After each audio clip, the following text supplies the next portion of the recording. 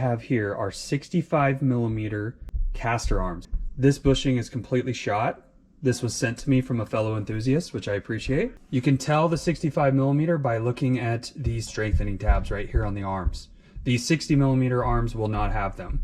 So we have a right marked and a left. This one has been cleaned, but we have not removed the bushings yet, and that is going to be our next step. So there's a few different ways to do this. One way is to take an air chisel and to just go to town on this thing. Another way is to burn it out, which I don't recommend because I hear that with the rubber that can be pretty stinky. The other way is to take a 2 1/8 hole saw, and you're gonna make a hole on one side and it's gonna probably bottom out, so you're gonna have to switch it over and do the other side. Basically that hole inside is gonna come out. Take a sawzall and very carefully cut through this little inner race thing, and then you can chisel it or hammer it inward, and then it'll just fall out. We're gonna press in the new bushings after that. So that's an aftermarket, the yellow. This is what the OEM bushing is probably gonna look like. That's kind of a perfect size. The problem is it'll hit this right here, so you can only go in so far. This side, you'll be able to go down a lot farther. You don't have to do anything with this side. Really like this super clean stuff. You can get it at Harbor Freight. It works pretty well on these old suspension parts. Just keep my hands from getting too dirty. Take a scrub brush thing. The arm comes out pretty clean with that combination. If you want to clean yours up, there's a good way to do it right there. I switched over to something with a little bit more power, and I made my way about halfway down. Gotta get this lip off. Get as much of this off as you can. Sawzall is the ticket. If you have an aftermarket bushing and it's all stuck in there, just take a sawzall and kind of go around. It'll just cut the middle out, and you can figure out if you can press it out or cut it out. Take this blade out of here, and what we're going to try to do is knock out this inner a bit. It should collapse on itself once it has this cut in it. Just take a flathead, gently hit underneath the... Oh, break your tip off your flathead. Whoops. Take your flathead and continue hammering on this, and it starts to lift up, and when it collapses on itself, it'll just punch out right there.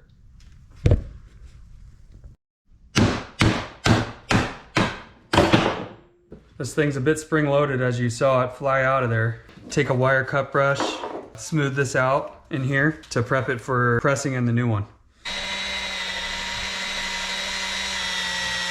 Even with a hacksaw, you can see marks on the actual arm itself. So if you're using a sawzall and going to town on this thing, you gotta be really careful because you're gonna end up cutting into the structure of the arm. I nicked it a little bit. This arm is the one that most of you are probably gonna be dealing with, this type of bushing. This is the OEM bushing. Take a sawzall, and because there is an opening, and you can slowly cut around the circle, and that will allow this centerpiece to just kind of come out and give you better access at cutting that very carefully with the hacksaw.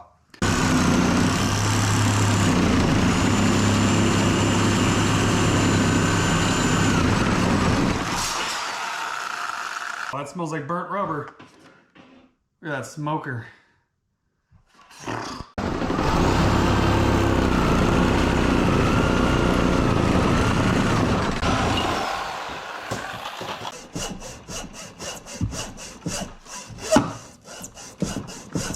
Once you put that small slice in, secure it in a vise and angle it upward and just gently tap on it.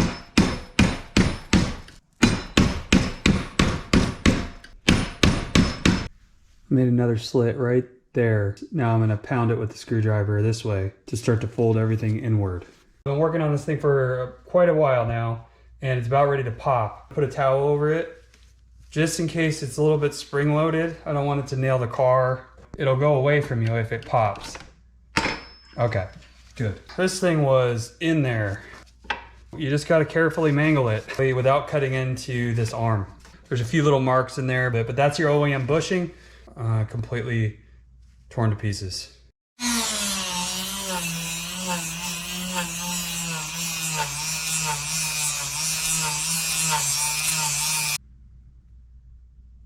Let's do an intermission and talk about your options for these arms. One thing you can do is get your old arms off, cut your old bushings out, and replace it with high quality SuperPro bushings, which is what I recommend to do. But if you don't want to mess around with your old arms, you can get arms from various places. You can get them from the dealer, which is going to be really, really expensive, and they're going to come with good OEM bushings in them, so it's kind of wasting those bushings to cut them out and press in new SuperPro bushings. What I recommend is looking around a little bit, seeing if you can get some used 65 millimeter. The 65 millimeter will fit on the 60 millimeter cars. So there's no difference in suspension geometry. It's simply an arm difference with these strengthening tabs on it and a 65 millimeter bushing hole right there. So when I pull these off, you're gonna see, I'll hold them side by side, you'll see the difference between the two.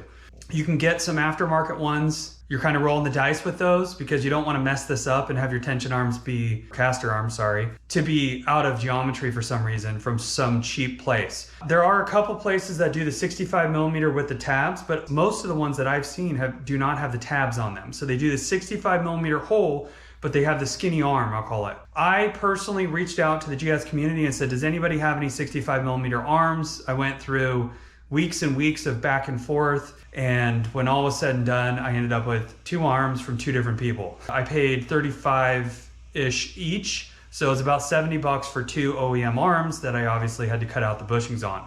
You can go to Figs directly and get the new arms with the new bushings put in already. There are a number of options out there. I'll let you mess around with that. Personally, if I could go back in time, I think I would just press the new bushings into my existing arms, because this was a hassle to get these 65s. I do like the fact that they strengthened them. This part is definitely stronger design. Hey, I'll take it.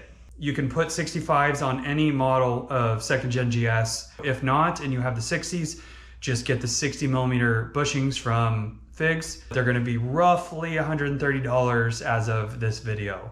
I think I have the perfect combo down. This is the bushing 65 millimeter. And I was looking around at old parts and things that I could use, and I found an alternator pulley. This alternator pulley fits perfectly and it works perfectly. Look at that. I mean, it's absolutely perfect. Now, when you use a press, you can have the press piston go down inside here, or you can take something like this is off a trailer hitch, just put it in there like that, and that'll help distribute the pressure a little bit. The other thing I like about it is it presses it flush, and then you can go just a little bit more to get it centered inside there. Now, I know some of you guys are going to say, well, I don't have a press. So what am I supposed to do? You have a few options. You can buy the arms with the Figs bushings already pressed into them. You wouldn't have to mess with pretty much any of this. You could probably go to any machine shop and pay between $20 and $40, and they could easily press it in. Or you could just go buy a 10-ton Harbor Freight press or something similar. With a coupon, you can get those pretty cheap. So you have yourself a new tool, get your bushings pressed into your arms yourself. Now, if you don't have an alternator pulley sitting around like I did, which is perfect, head down to your local hardware store and start looking around in the pipe section a little bit. Bring this down with you and make sure that it aligns with this sleeve here just right. You don't want to press on accident into the arm itself. That would be a big problem. All right, let me show you how I do this. Now remember, there is a way to set this in here, and you'll see that it kind of sinks in. Now this way, it sets right on top. You don't want to press it in that way. You want to press it in chamfered. I'm sure I said it right. You'll notice, you'll feel it. So get it like that, and now let's take it down to the press. This press has been quite handy, I gotta say. Definitely get my money's worth out of it. I think I paid $200 for it with a coupon.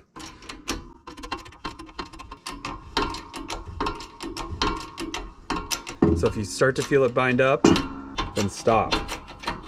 Also, when you get down here close to the edge of the arm itself, you're gonna wanna make sure that it's positioned just right, because you don't want this press lip to catch the arm. You just want it to go perfectly down in. I'm visually checking, and I wanna inset this just a little bit. That'll center it on this line here.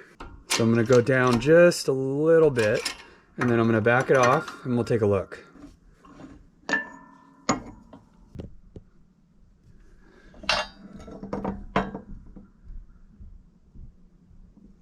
It's okay if it's flush. I'm kind of an OCD guy. I really wanted that thing to sit in there straight. I didn't want it up here or down here. There we have it, guys. Figs calls these a 3-way or 4-way bushing because of the movement that they allow. And that's super important because most of us lower our vehicles and it puts a lot of weird stress on the geometry of the suspension. Really help to alleviate that, and they help the physics of our suspension to work properly instead of bulging. You saw the bushing that I removed from that arm. It was totally elongated and thrashed.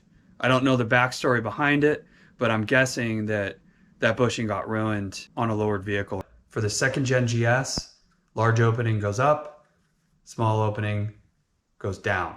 I'm gonna get these all greased up and put together, and then we're gonna start the removal process for the old arms and the installation for the new ones. Before we get these old arms off, let's talk about some of the symptoms of really bad caster arms. Clunking and weird noises from underneath the vehicle, especially under braking and acceleration. Car can wander while driving down the road at higher speeds. Bad caster arms really slow down, where if you turn a corner and you have your hands on the steering wheel, it wants to go back to center. It spins in your hands. It will reduce that. One other important thing that can happen, and I say important because this is often misdiagnosed or missed altogether, and that is vibrations that cannot be removed. A lot of times this shows up somewhere around the 70-mile-an-hour range, and it's a vibration in the car, especially from the front end, that just simply no one can figure out. And I don't know why a lot of shops overlook these caster arms.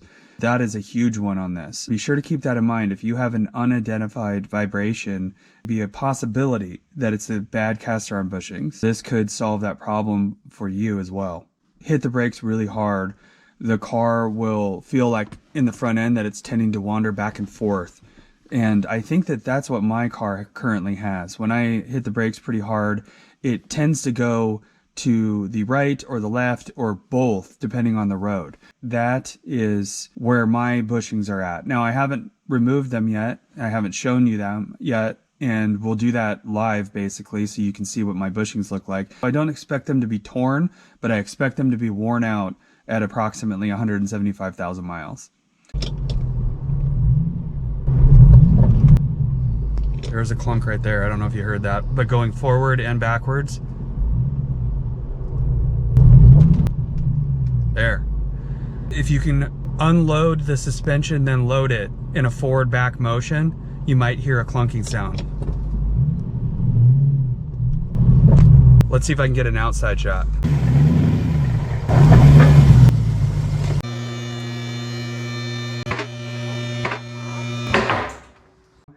Show you the caster arm right here, driver's side. The rubber starting to deteriorate on that caster arm. This would be a 60-millimeter arm.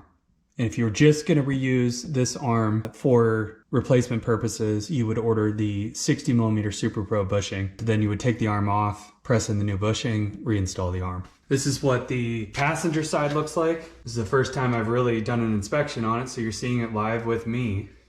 You can see the same type of deterioration on the rubber there. First step is to get this triangular brace off, and then of course we're gonna have to take this nut out, and it looks like a few other bolts. Shouldn't be too complicated.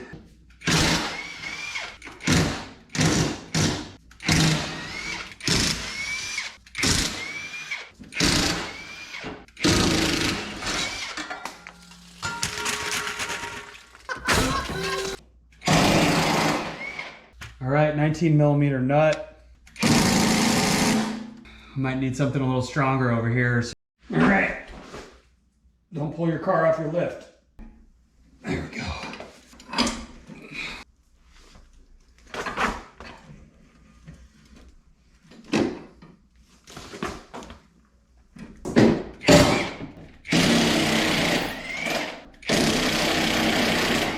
These two bolts are exactly the same size and thread pitch length. You can mix them up.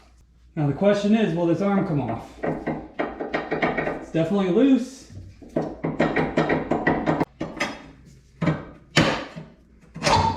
Oh, slides right off. Slides right out. Okay. That's the old arm.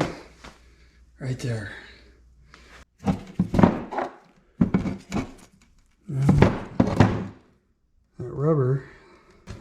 So this is the 60 millimeter right here.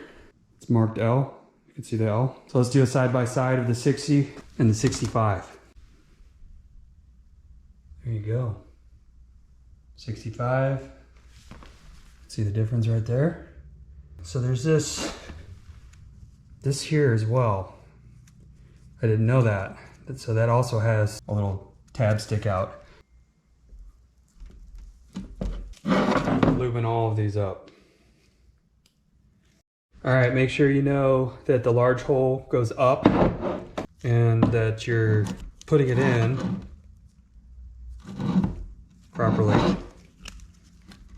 This is kind of how it goes, like that.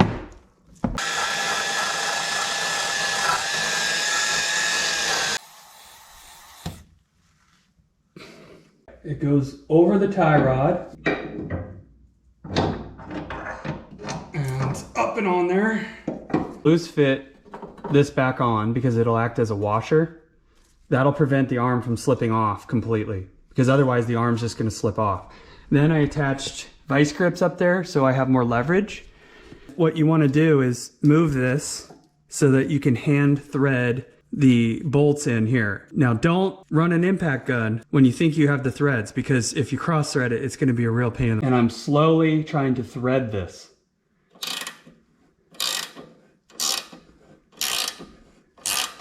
Okay, perfect. So that one went in. Leave it loose. And now start to work on this one a little bit.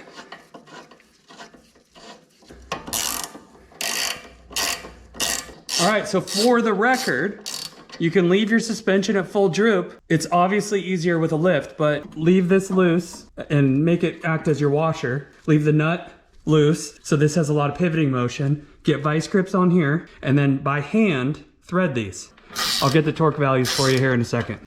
I got some torque values for you guys. These bolts on the control arm, 122 foot-pounds. That's why they were so hard to get off.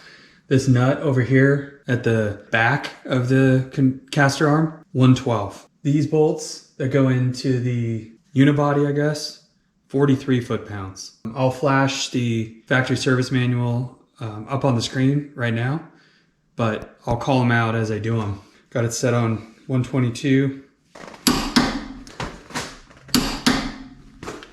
Okay, 112. Some of you may be wondering, should you torque with the suspension compressed? And the consensus is on this type of item that it's not necessary. Feel free to go ahead and do it and check it. You really should be doing that on other suspension components, like when you replace your struts and stuff. You should be torquing with weight on wheels.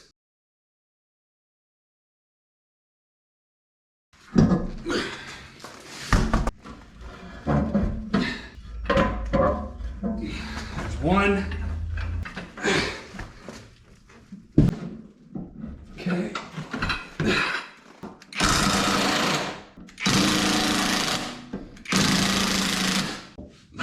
That one just slid right down and slid right off.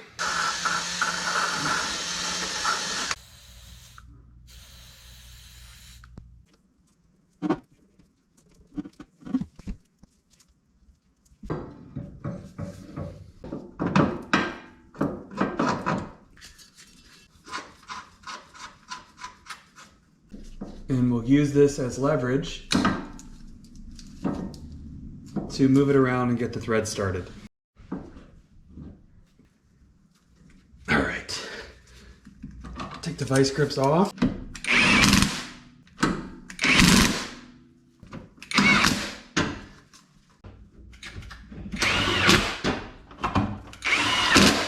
As you'll recall, torque value of 112, and each of these arm bolts 122 foot-pounds apiece.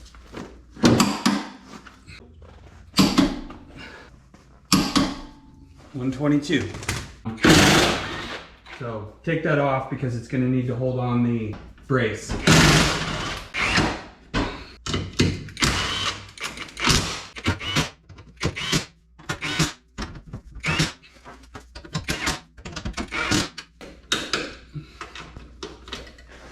.65 millimeter SuperPro bushing caster arms installed right there.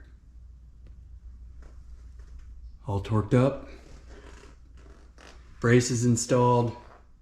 Now just to get the wheels back on and take it for a drive.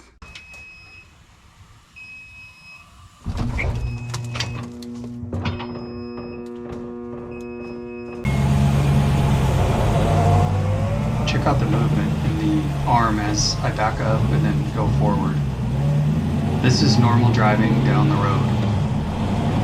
You can see the flex in the arm itself with some grease since it has been freshly applied. Now I'm turning a right-hand corner and driving down a twisty road at a little bit of a higher speed, pretty steady until I hit some bumps. You'll see a fair amount of rocking motion here.